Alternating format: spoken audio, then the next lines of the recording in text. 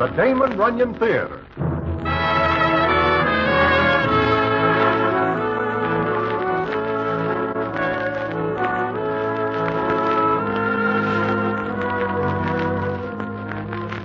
Once again, the Damon Runyon Theater brings you another story by the master storyteller, Damon Runyon. And this one, Maybe a Queen. And to tell it to you, here is Broadway. Thanks. This is a story about a guy and a doll. The guy's name is Jack O'Donoghue, who is a shoe clerk. And the doll's name is Ida Peters, who is one of the advantages of being in the first row at a musical comedy where the view is good. It begins on a summer night sometime back in Bryant Park at 6th Avenue and 42nd Street. Various citizens are enjoying the night air, and the benches are in good use. But it so happens that Jack is sitting on one that has nobody else on it. That is, until up walks Ida Peters and sits down. Then the scene is as follows. Excuse me, miss. What for? Well, you see, Look, I came here to get a breath of air. I am not trying to find company. It so happens this was the only empty spot. I know that, miss, but you see, my hat. What? You're on it. Oh, I'm sorry. It's okay. Not a very good hat. Here. Thanks. Yeah. Well, good night. Just a minute. Yeah? I'm sorry I blew my top like that, but... It's all right. I guess you thought I was being fresh. Sure, but I should have known better. You sure? Uh-huh. When you got up just then, the light hit your face. Oh, well, now I'm sorry. For what? I should never stand in the light. When I was a little kid, the other kids called me... What did they call you? Froggy. Oh. I've outgrown it a little. Sure. Well, good night, miss. Good night. Hey! Yeah? Hey! Your hat. Oh, thanks. Good night. Yeah. Good night.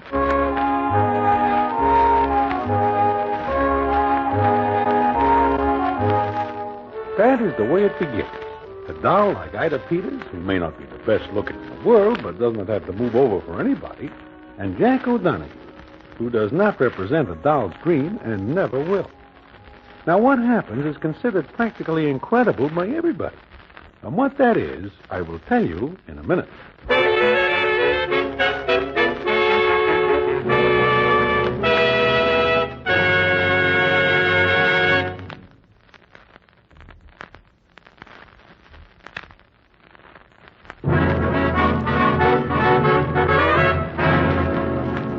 And now, back to the Damon Runyon Theater and the famous story, Maybe a Queen.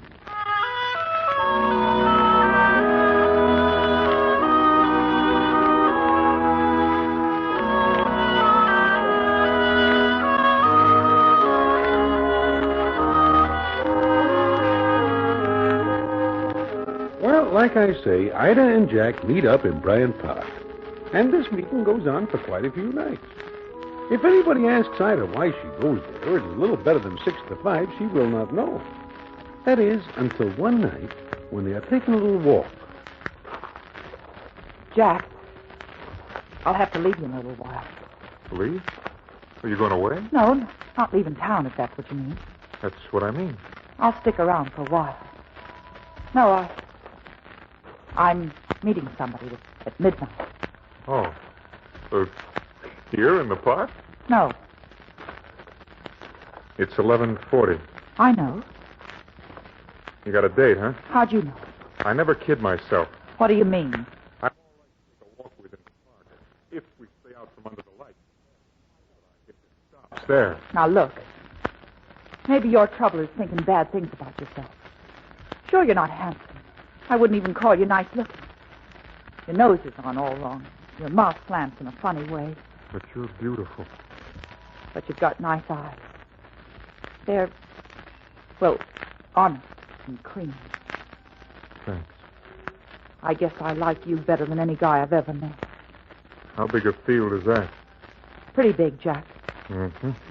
Pretty big. I admit it, I wish you wouldn't to me. but I keep things on the level. You want me to walk you to the edge of the park? No. Will you be here tomorrow night? Will you?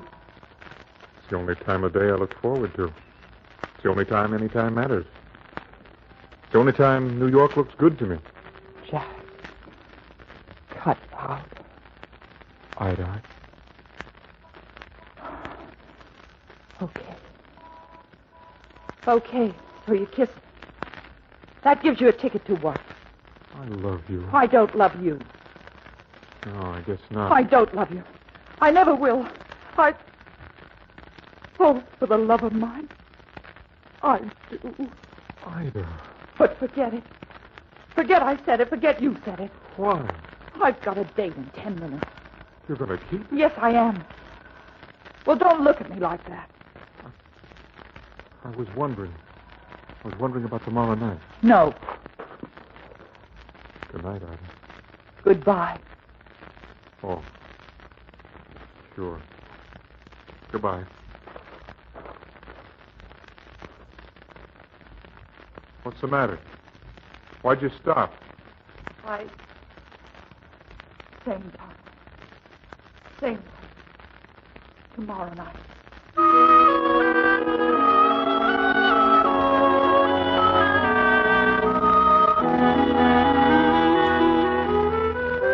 So now Ida is in love with Jack, and he certainly is more than somewhat gone about her. But all it ever amounts to is those meetings in the park. And why? Well, I find out about 2 weeks later when I run into Ida in Mindy's. Or she runs into me while I am sitting there. Hello, Broadway. Hello, Ida. Sit down. Thanks. Show is going all right? Fine. Anything wrong? Wrong? Why? Do I look it? Uh-huh. Yeah. Everything's wrong. You know Jack O'Donoghue? Slightly. He's a clerk. He hasn't got a dime, and he never will have. There are some people who have the knack of being able to stay flat broke. Well, why does it have to be him? Is he very special? Extra. I am listening. Broadway, take a good look at me. It is a pleasure. What do you see? Lots. I'm good looking. There is no exaggeration in that. Lots of guys go for me. That is a well-known fact. I could do all right, Yes, you could. but not if I marry Jack He asks you? tonight. But I won't. I swear I won't. Why should I? I can do better, lots better. That is true. You ever live in a one-room flat in the tenement? In the summer, it's so hot, the air's like a blanket with hot water poured over it. In the winter, you put on all the clothes you've got, and still you freeze. You hear the kids yelling and the neighbors fighting. You ever live like that? Yes, I do. Well, you want to go back to it? No. Then why should I? I have got no answer to that. I can do all right.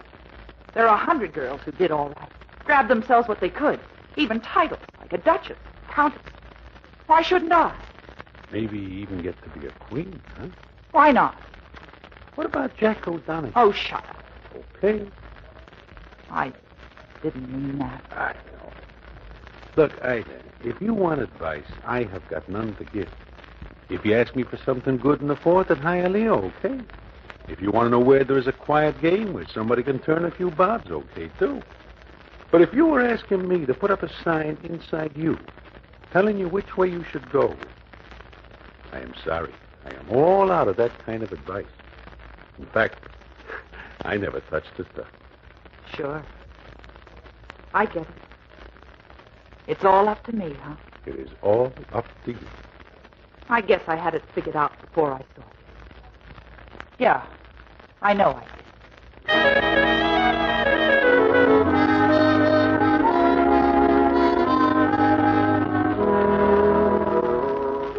So, the next night, Ida meets Jack in the park as usual. But this time, she has got something to tell him. And the scene is as follows. You're quiet tonight, Ida. Mm-hmm. Anything wrong? Nothing's right. I'd like to make it all right, Ida. If you'll give me half a chance. Jack, Look, let me get this all out before I get myself twisted so I can't talk. Last night I asked you to marry me because I love you, and you love me. yeah, I love you, but I don't love what you mean. Besides, I'm getting married. You're kidding. No. I'm going away with him next week. Who? Who? You don't even know him. He's from out of town. Saw me in a show. Money? You make it sound like something dirty. No. Just something in the way. That's right. You know, right here I should get up off this bench and say a lot of words. I should tell you you're doing the wrong thing, that you'll be sorry. But I can't, Ida. I just can't. Good luck. Wait a minute. Jack, listen, don't be sore. I'm not. I guess it takes a spot like this to make a guy realize what a dope he really is. Listen, I love you. I'm going away, but I'll be back. When? A year from tonight, right here, to see you. What? Sure, both of us. Just like the first night we met, right here. Every year on the same day. Why? Why, Ida? I don't know. Maybe it's just that I gotta have that much left. If you get married, do the same. You mean that? I swear it, Jack. Okay, Ida. I'll be here. Every year, same date, same time. So will I.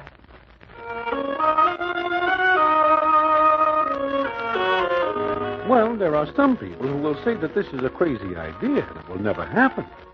But if you will wait, I will tell you how wrong some people can be. And I will also tell you what happens because of it in a minute.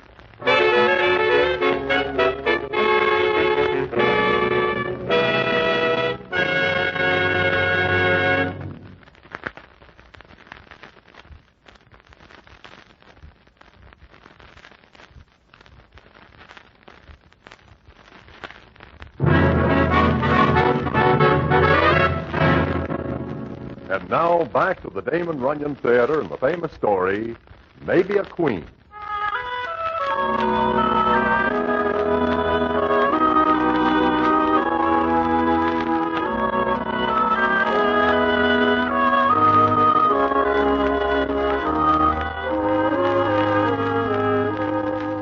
Well, Ida does get married, and she does leave New York.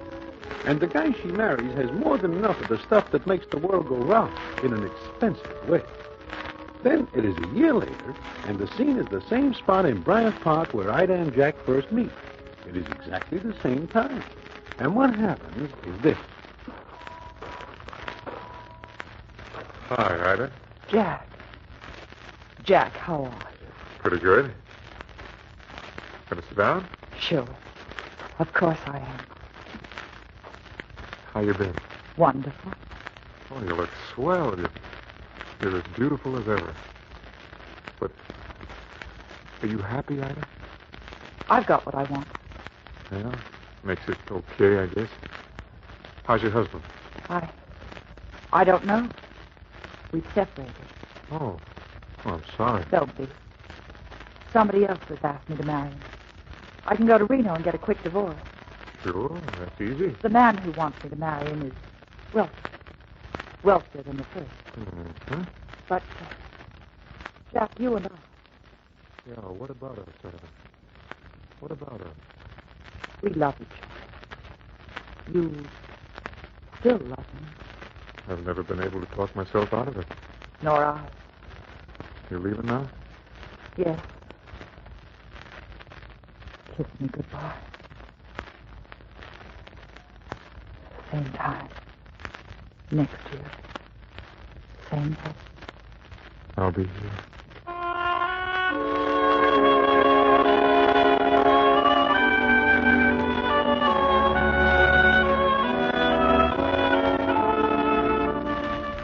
So Ida and Jack leave it that way. And the next year they meet, and the next. Meantime, Ida keeps making good scores for herself. We are keeping count along the stem, and the book shows 4 husbands and some financial arrangements which are certainly not 5 and 10. But there is never a word of bad talk, and she tells each husband about Jack and their meeting. We figure this is a smart angle because not one of her husbands is able to put a smudge against her. Then one night, I run into Jack O'Donoghue and Mindy, and the scene is as follows. Hello, Broadway. How are you? Just fine, Jack. How you doing? Oh, good, I guess. If you do not mind my mentioning it, you do not look so good. Now I got a cold, a cough. You see a doctor? Tomorrow. How is Ida? Oh, I saw her tonight. She's fine. You wouldn't recognize her, Broadway. She's a lady. Real lady. She even talks different now. And she's been all over the world. Told me all about the places you read about. Biarritz, Cannes, even whistle stops in Africa and India. Yeah, I guess Ida moves around quite a bit. But no matter where she is, she always turns up in Bryant Park on the same day, huh? She never misses. Gee, a year goes slow. Jack, what will you do if she ever does miss one of those meetings? She won't. Maybe something will keep her away. Nothing could. Listen to me, Jack. I watch you now for a long time. You are sick, broke. Oh, I got a few dollars. Wait a second. What I am trying to say is that someday Ida might not get to Bryant Park for your date. You have got to think about that. Right now, you keep alive for just one day a year. That's right, Broadway. 364 days I'm dead. One day I come alive. She might miss one of these years. She won't. Stop saying it. Okay, Jack. But meantime, if you ever need... Oh, I'll get along. It's okay. Go see a doctor, huh? Sure. Sure, tomorrow. Okay, Jack. Meantime, take it easy. Sure. I always take it easy.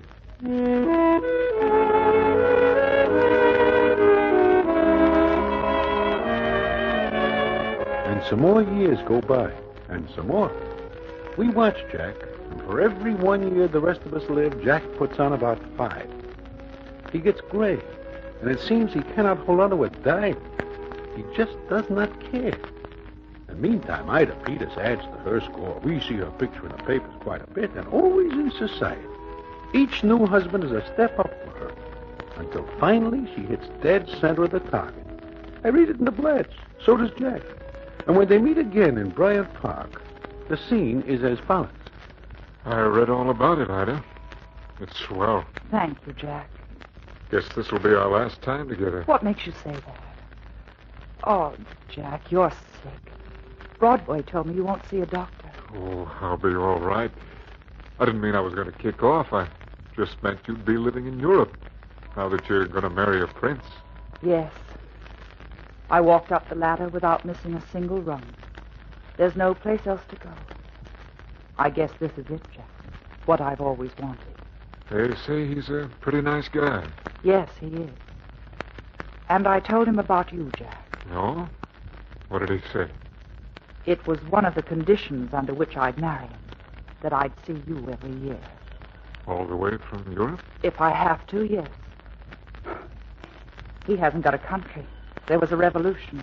But he's a prince, and you'll be a princess. Princess Ida Peters Watkins Van Goring Courtright Benson Morgan Stooping de Moran. The last name will be on my stationery. The others were the rungs. But you'll be here next year. I promise. I've never missed. Please. Don't ever. No matter what happens, I'll be here.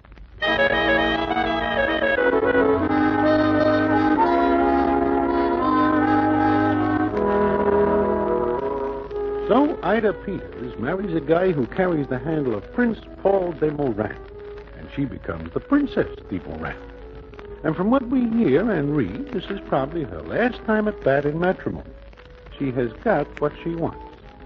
And each year she turns up in Bryant Park to meet Jack O'Donoghue. Then, it is sometime later, Ida and the prince are in New York in their hotel. Ida. Ida, my dear, where are you? Right here. Ida, I have just received this cablegram. Here, please read it. Oh? What does this mean? Exactly what it says, my dear.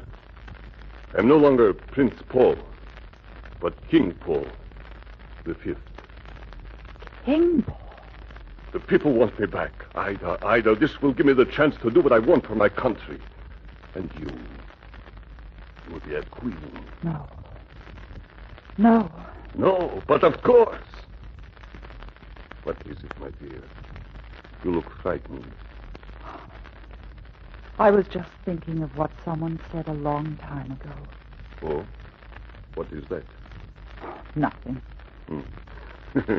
I cannot blame you for being so stunned. I was the same when I received the cablegram. But now, I must cancel all engagements. There's no time to waste. Ida, take only what you will need on the plane. We shall have the rest of our luggage sent over later. When are you leaving? We are leaving immediately, my dear. I have chartered the plane. It leaves in half an hour. I'm not ready. Wear a suit, my dear. Anything. Well, please, do not stand there looking. Paul, there's something I must do first. There's nothing you can do first. I must be in my country tomorrow afternoon at the latest. Paul, I'll join you there later. You cannot. They will want to see you. Think of it, Ida. We will be... I'll join you later. The day after tomorrow. There's something I must do tonight. Oh, this Jack O'Donoghue. Yes. No. That is over. Please, Paul, listen to me. No. You will listen to me. For a long time now, I put up with this sentimental nonsense you feel for this man. It's not nonsense. That is all it is. As long as I am an expatriate, it does not matter. But now that I go back as king, and you as queen, there must not be one breath of scandal. Scandal?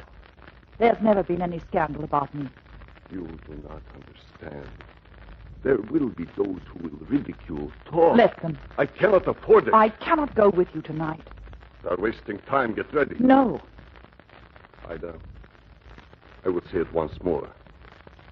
Get ready. Paul, I can't.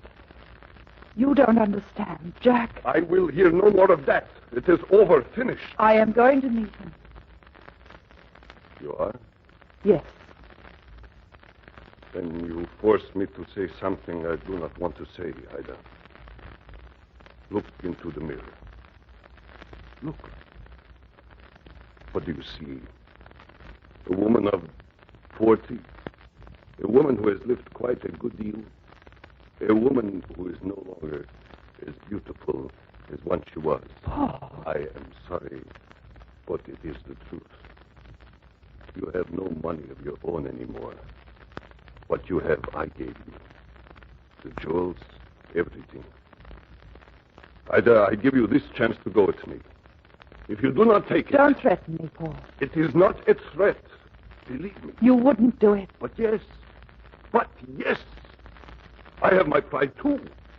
If you stay here tonight and meet this man, it is a slap in my face. That I will not take even from you. Ida, what are you doing? Leaving you everything. Here. This ring. This is mine. The rest is yours.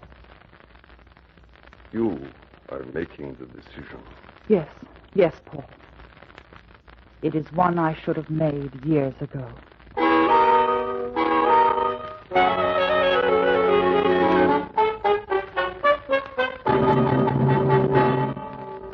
Broadway.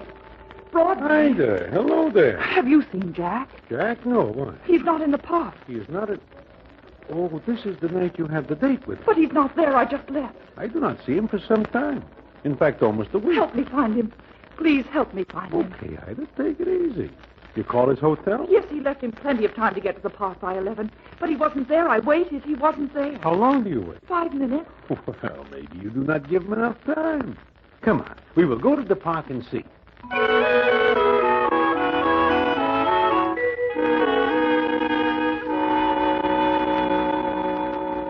You see, he's not here, Broadway. This is the place. Yeah, see, he's not here. Where is he, Broadway? Where is he? You are very excited. He's got to be here. He's got to Hey, be. there is a taxi pulling up. Although I do not think Jack has enough tour to take a cab from here to 5 feet away. Broadway.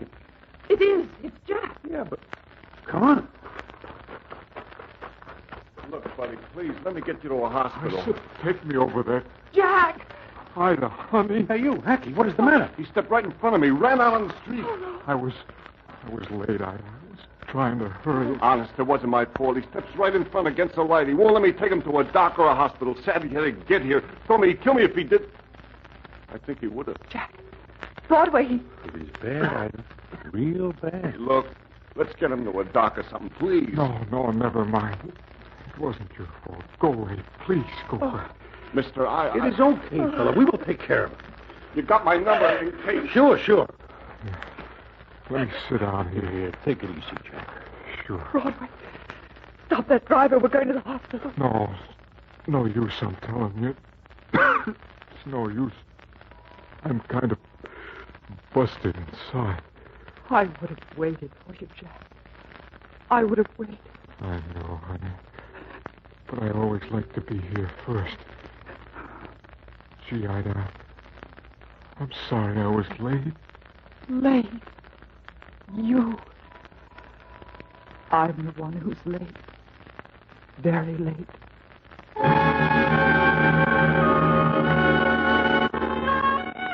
Well, there's not much more to tell. We get Jack to a hospital, and the doc tells us that he has a 50-50 chance if his lungs are okay. But they are not. It is some hours later when I and Ida leave the hospital. And Jack. There is nothing more to do. But the story is not over. And what the payoff is, I will tell you in a minute.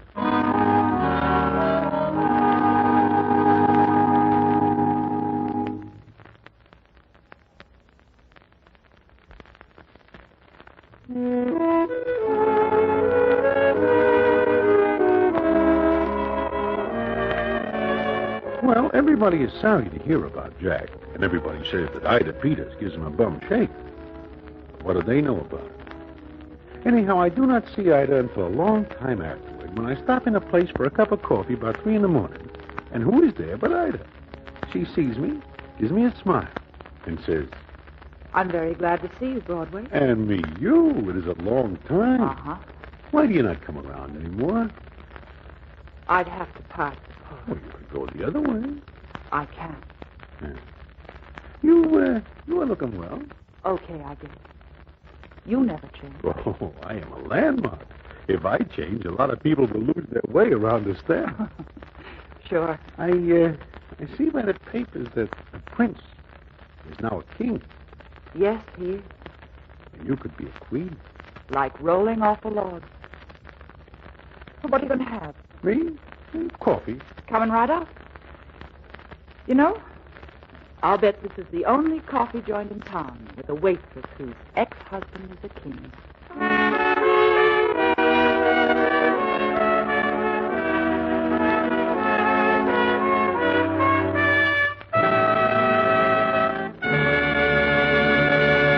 And so ends the famous Damon Runyon story, Maybe a Queen. Listen in again next week for the Damon Runyon Theater.